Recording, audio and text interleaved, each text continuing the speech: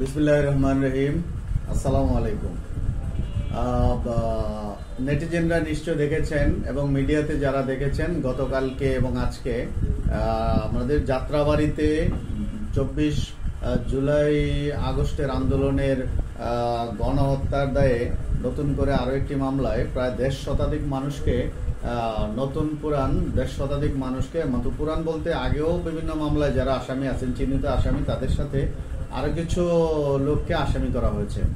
মজার ব্যাপার হলো যে আসামিদের সবাই কিন্তু যাত্রাবাড়ির মানুষ না, কেউ নারায়ণগঞ্জ, কেউ গাজীপুর, কেউ মুন্সিগঞ্জ, মানে কয়েকটা ডিস্ট্রিক্টের মিলিয়ে 150 জন মানুষের মতো দেখলাম আসামি।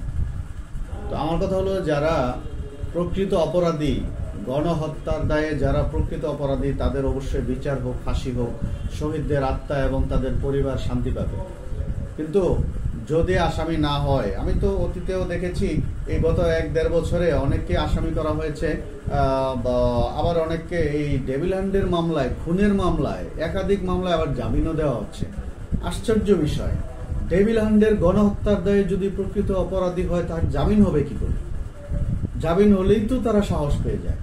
আর যদি অপরাধী না হয়, তাহলে আমি অনুরোধ করব, আওয়ামী লীগের সরকারের আমলে 15 বছর 16 বছর এখনো পর্যন্ত অনেক মানুষ আছে মিথ্যা মামলায় হাজিরা দিতে হচ্ছে, এখনো জামিন পায় নাই, এখনো বেকসুর খালাস হয় না, এরকম বহুত মানুষ আছে। তাদের মতো যেন না হয়, প্রকৃত অপরাধীর যেন শাস্তি হয়, নিরপরাধ মানুষ যেন ব্যর্জিত না হয়।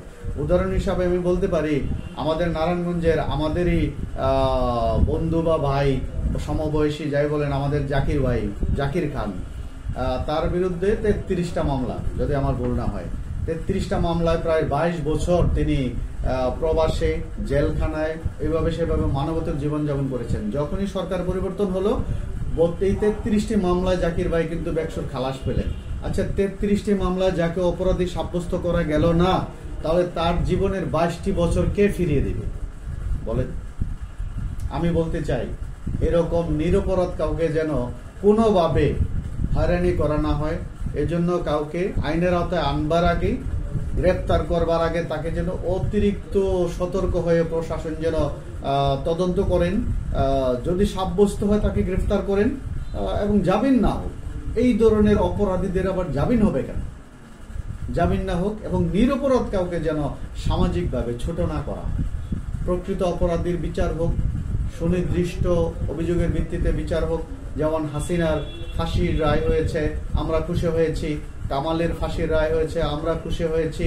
ঠিক মামুন, যার মাধ্যমে সবকিছু ঘটানো হয়েছে, সে রাজসাক্ষী হতেই তার 5 বছরের সাজা হবে, 2-3 বছর মাফ হয়ে যাবে। বাবা, এই তামাশা নয়, তাকেও ফাঁসির রায় দিতে হবে। প্রকৃত অপরাধীর শাস্তি হোক এবং যারা নিরপরাধ তারা যেন জুলুমের শিকার না হয়, ইনজাস্টিস যেন না হয়। এটা সরকার বাহাদুর এবং প্রশাসনের কাছে আমার বিনীত অনুরোধ। ভালো থাকবেন সবাই, ধন্যবাদ।